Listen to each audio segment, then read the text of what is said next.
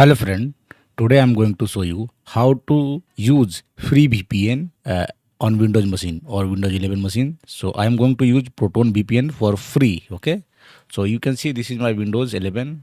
If you go to properties, you can see this is my Windows 11. Okay, on this Windows 11 system, I am going to install Proton VPN. First of all, I go to the Proton VPN, go to the official website, and you can download VPN software from here.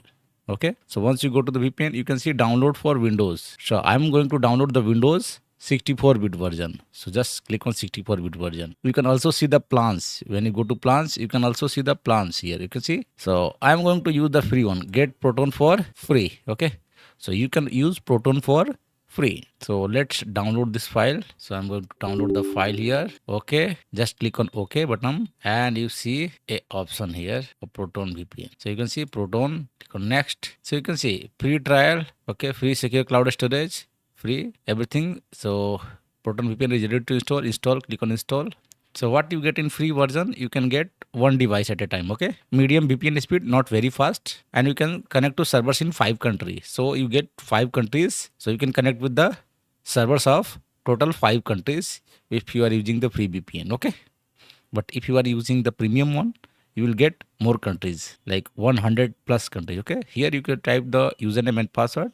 You can create account here for free.